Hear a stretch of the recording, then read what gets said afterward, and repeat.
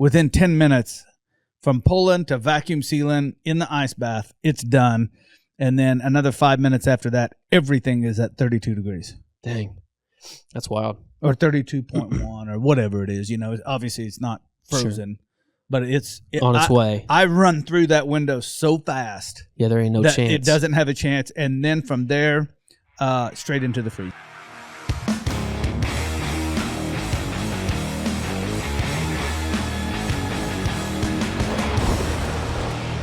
Welcome to another episode of Kosmo Unfiltered, starring my man Wesley. I'm the star.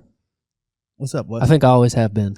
Today we are going to talk about overnight pork butts on a Traeger. Smoky pork butts. On a Traeger. And I'm going to tell you right now, I know this one I filmed by myself at the lake with my wife. Lights out, dude. So there was no one else.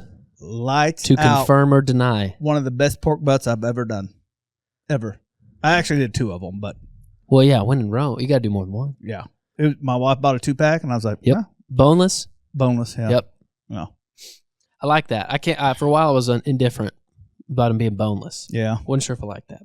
I like having the bone in. I do too. That's for another time.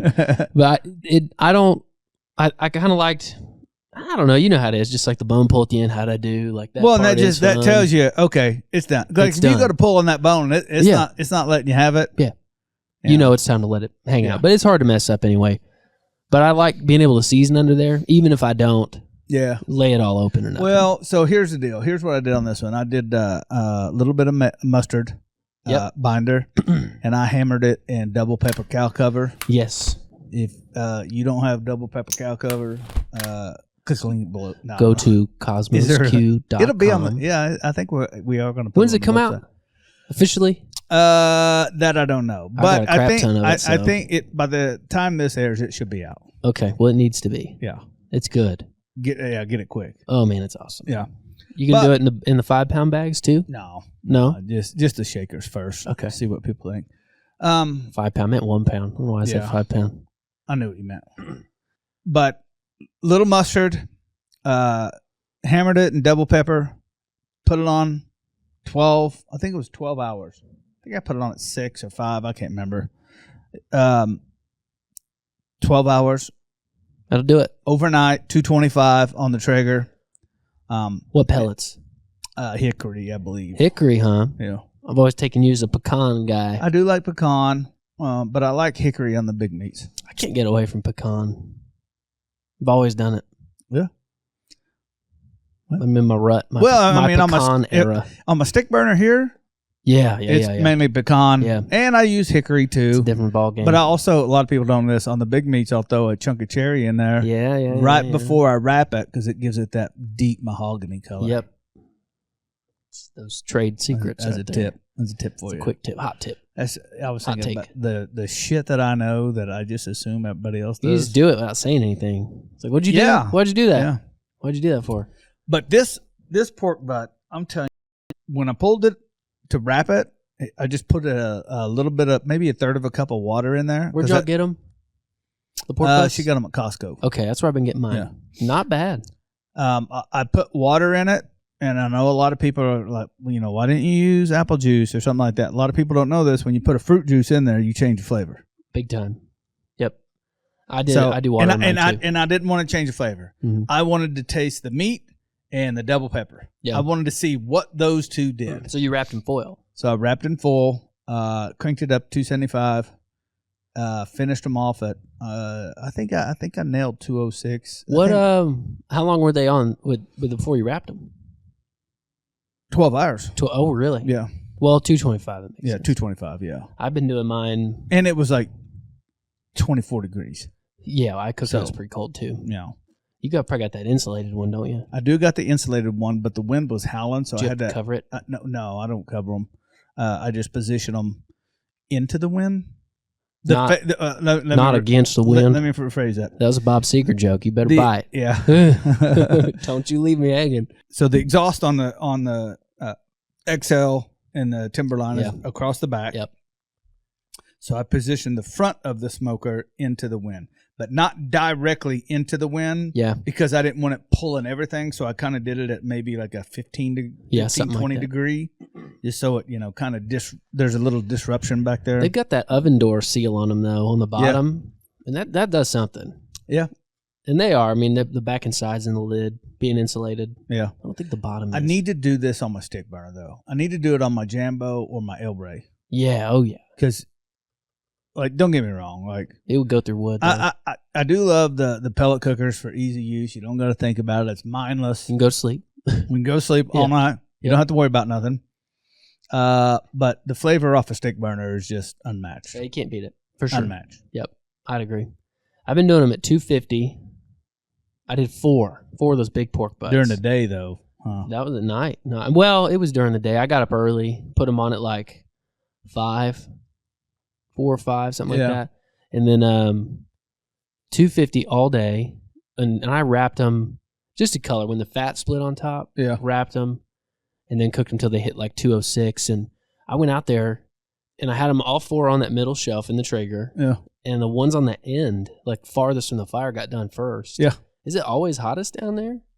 I mean, it was significantly faster. Yeah, well, and you can do a rotation. Yeah, I should have probably. They were huge, take it, though. drop it to the bottom, move the others down, and then put it back up there, and just sit there and do a rotation cycle like that. That's something I do on my stick burner.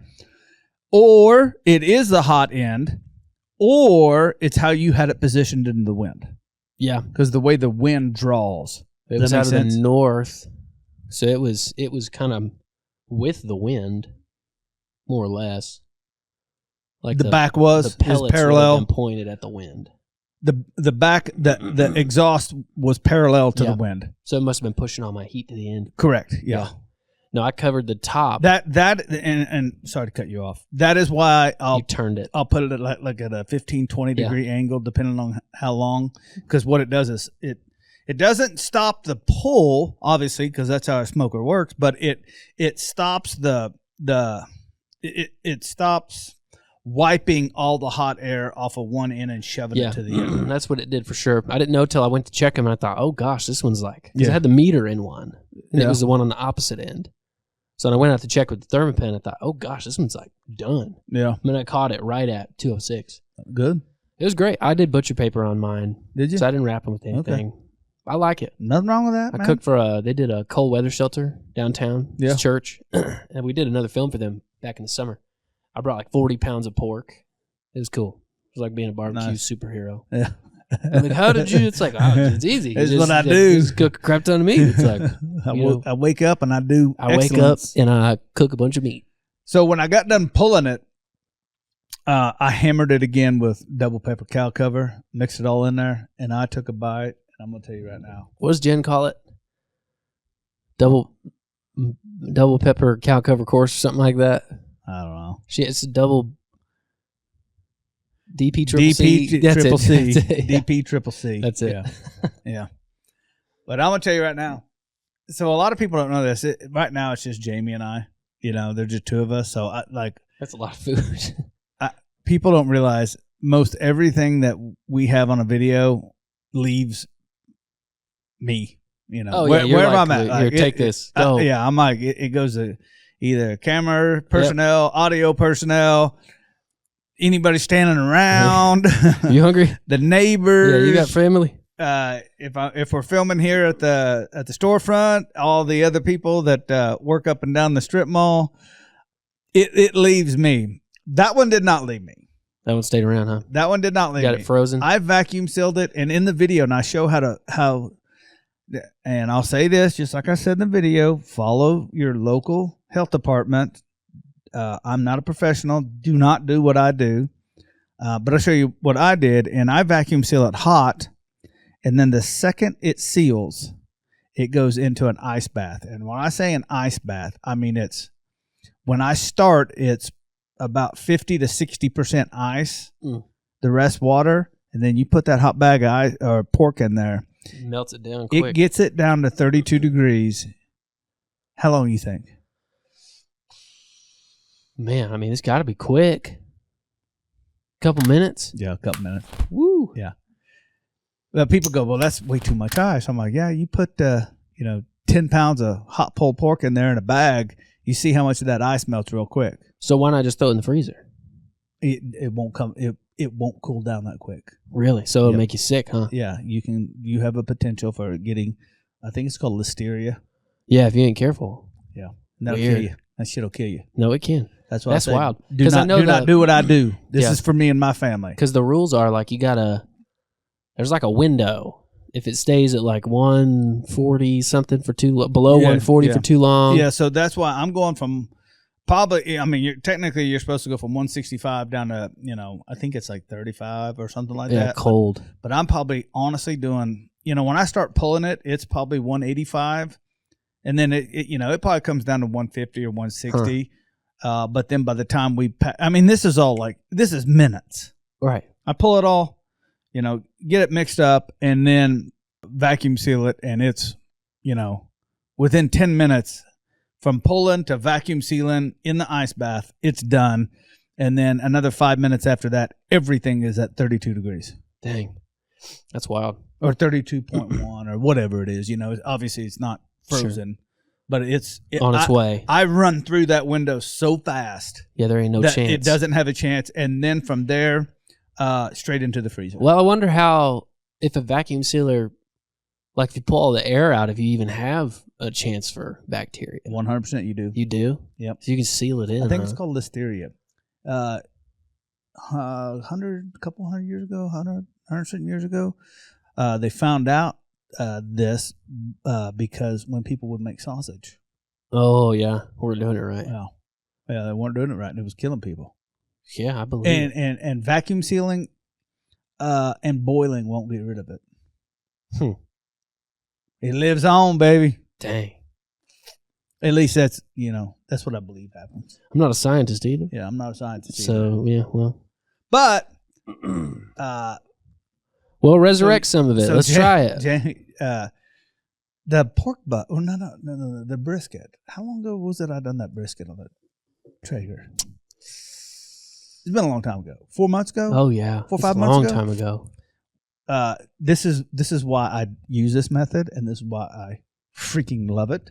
And I'll go toe to toe with anybody that tries to prove me wrong on this. We opened up a bag of the brisket that I do exactly the same way, except I chop it, re-season it, mix it all up, vacuum seal it into the freezer. We opened up a bag the other day. Was it 4 or 6 months old? I guarantee you, if I blindfolded you and I gave you 2 and 2, I don't even got to blindfold you. If you gave me listeria in one, and you gave me... If I said two of these has been cooked today, and 2 of these have been cooked 6 months ago, you'd never guess it. And if you did, it would be blind ass luck. We're going to buy lottery tickets.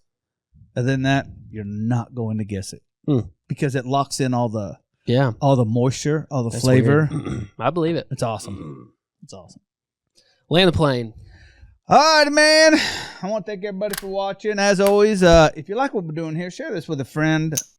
We'd like to see the numbers grow a little bit. I kind of think we talk about good information. I think so, too. I learned a lot. I know we do. Whoa, the confidence. Yeah. Well, I know we do. Yeah. I like it. I know we do. So, like I said, if you like what we're doing, share this with a friend. Leave us a comment down below. Have you tried this method? If you've had the double pepper cow cover, what do you think about it? And I'll catch you in the next episode.